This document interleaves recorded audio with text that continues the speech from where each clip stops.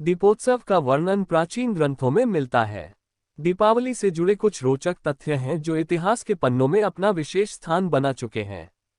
इस पर्व का अपना ऐतिहासिक महत्व भी है, जिस कारण ये त्योहार किसी खास समूह का न होकर संपूर्ण राष्ट्र का हो गया है। दोस्तों, दीपावली राम जी के आने की खुशी में मनाई जाती है, ये हम सभी जानते हैं। पर कुछ और ऐतिहासिक भी कारण हैं जो शायद हम लोग नहीं जानते। तो आइए जानते हैं कि और क्या ऐतिहासिक कारण है जिसकी वजह से दीपावली मनाई जाती है। दोस्तों, वीडियो पसंद आए तो प्लीज़ लाइक शेयर कमेंट जरूर करिएगा। और अगर अभी तक आपने हमारे चैनल को सब्सक्राइब नहीं किया है तो प्लीज़ दोस्तों हमारे चैनल को सब्सक्राइब जरूर कर लीजिएगा। चलते हैं अपने टॉपिक पर। धर्म के दृष्टि से दीपावली के त्योहार का ऐतिहासिक महत्व है। अनेक धर्मग्रंथ दीपावली का ऐतिहासिक महत्व हमें बतलाते हैं। आइए जानते हैं दीपावली से जुड़े धार्मिक तथ्य। विष्णु ने 3 पग में तीनों लोकों को नाप लिया। राजा बलि की दानशीलता से प्रभावित होकर भगवान विष्णु ने उन्हें पाताल लोक का राज्य दे दिया। साथ ही यह भी आश्वासन दिया कि उनकी याद में भूलोकवासी प्रत्येक वर्ष दीपावली मनाएंगे।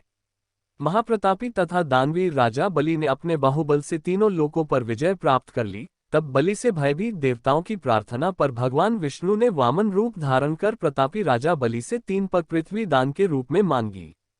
महाप्रतापी राजा बलि ने भगवान विष्णु की चालाकी को समझते हुए भी याचक को निराश नहीं किया और 3 पग पृथ्वी दान में दे दी। त्रेतायुग में भगवान राम जब रावण को हराकर अयोध्या वापस लौटे तब उनके आगमन पर दीप जलाकर उनका स्वागत किया गया और खुशियां मनाई गईं।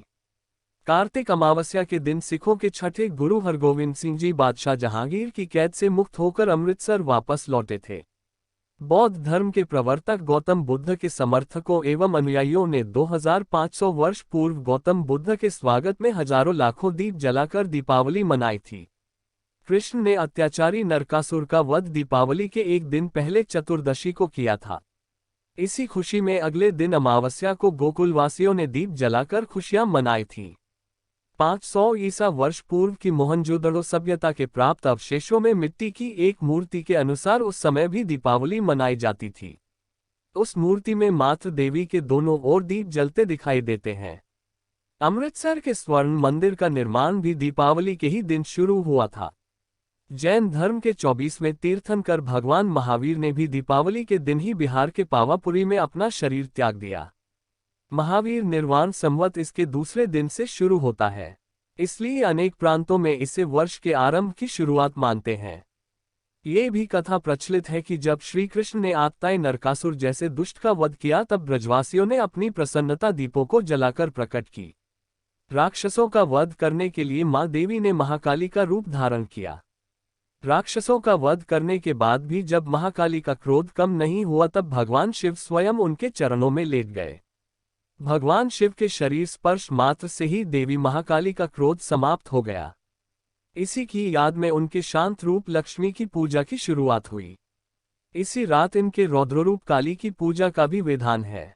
मुगल वंश के अंतिम सम्राट बहादुर शाह जफर दीपावली को त्योहार के रूप में मनाते थे और इस अवसर पर आयोजित कार्यक्रमों में भाग लेते थे।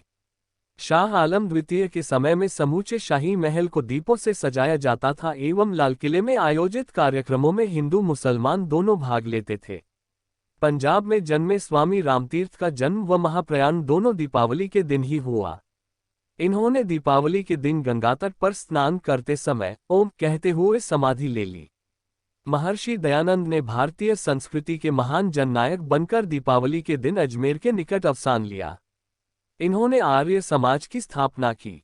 दीन-ए-इलाही के प्रवर्तक मुगल सम्राट अकबर के शासनकाल में दौलत तखाने के सामने 40 गज ऊंचे बांस पर एक बड़ा आकाशदीप दीपावली के दिन लटकाया जाता था। बादशाह जहांगीर भी दीपावली धूमधाम से मनाते थे।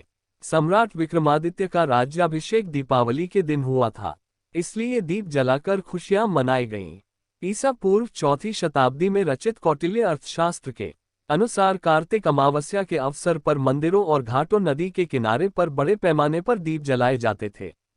हमारा साथ देने के लिए आप सभी का दिल से आभार। दोस्तों, सब्सक्राइब जरूर करें हमारे चैनल को। हम वादा करते हैं आपसे कि नई नई जानकारी आपके बीच में लेकर आते रहेंगे। धन्यवाद।